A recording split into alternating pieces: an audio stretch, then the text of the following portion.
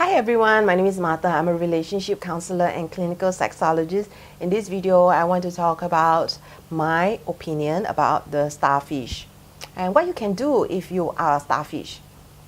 So the term starfish, I'm not referring to the starfish on the beach. I'm talking about the starfish that is a sexual term. Essentially, there's our head and then our two arms and legs spread open like a starfish, and this refers to somebody who's just lying there passively in the bedroom on the bed and not doing much. So people joke about the starfish, and I have had different people tell me that of all the sexual partners they have had, Singaporeans are the worst people, and they tend to be starfishes. So being a Singaporean myself, I definitely didn't like hearing that. So I'm going to share like what happened recently and how I feel about it. So recently I came across a social media post on sex education Instagram, and in it there was a visual stating that people who are starfishes are either disassociated, meaning they are not really in their body, they're thinking of something else, or you can think of it as out of body experience, basically like don't want to be there, disassociated or non-consenting. So that post only gave these two analogies, disassociated or non-consenting. And it triggered a lot of emotions in me because many years ago, you could say that I was a starfish. I was sexually inexperienced. I was definitely consenting. I was not disassociated, but I was just like so fascinated, like so affected by like what my partner was doing to me, and like all these new sensations that I was feeling, and like unsure what I'm feeling is what I'm supposed to be feeling, and whether I'm feeling like the right things. And so there was a lot of things going on in my mind simply because I was new to sex, and everything that I was experiencing was new. So it felt a little bit more than a bit overwhelming. And by that, I don't mean that I was disassociated, because I was trying to feel and be completely in my body, and I was consenting because I love my partner. So for this IG post to post that you are either this or this, without any statistics, without any backing, it's just their personal observations, made me really angry, because what if there is another possibility, which is that they simply don't know what to do. And I have had clients, many clients, who say that they are feeling overwhelmed. And so what my clients would need is support around their sexuality, not shaming, not saying that you're lying there, there's something wrong with you. And so I actually responded to that post and said, you guys shouldn't be saying that. It actually is really going to be quite damaging for people who identify as a starfish. But they were very dismissive, they were rude, and they just didn't want to hear what I had to say.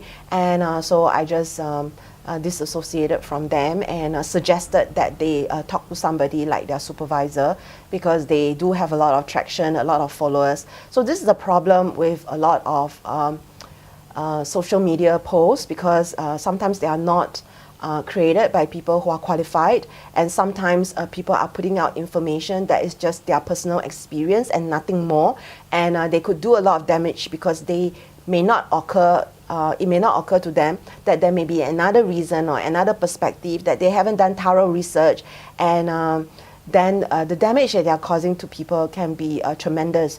So because I identify as a starfish previously, so it really hurt me. So now I want to talk a little bit about what you can do as a starfish. I haven't heard this, my opinion and perspective about starfish. First of all, you need to know that there's nothing wrong with you. What you feel is what you feel. And you can only move as fast as you can go. However, maybe you feel stuck because you don't know what else you can do. So one of the things that happened for me when I was new to sex, and I was having all these sensations, and I was just lying there and I didn't really know what to do, was I actually told my partner all these things, and how I felt inadequate, how I felt I couldn't catch up. And my partner was really reassuring. We would talk a little bit about what we wanted to do during that session, before the session, and also especially after the session, because during the session I would be feeling overwhelmed, and so I was just trying to feel what I feel. And through repetition, because my partner didn't like throw a whole bunch of new things at me all the time, so through time and experience, by doing the same thing quite often, then I dropped into like letting go of the fear, letting go of there's something wrong with my body, I'm feeling this and that. Then it became, oh, every time he does this, then this is what I feel. So then it became a normalization or sensation, and over time got used to it, became less frozen, and then started to ask myself, what can I do to grow myself so that I can become more active as a partner in the bedroom for my partner. And so I told myself that maybe I can just try one new thing for myself. And through that trying one new thing, it could be having sexual activity in a new position, or it could be trying to tell myself like make a sound during this session, because I felt so frozen. So over time it became easier to relax into it, then with time and practice, then it became easier and easier to try new things, and to feel more free, to feel more confident, and then I was no longer just lying there like a starfish. So just to summarize what I just said, the first thing is know your truth and communicate this with your partner.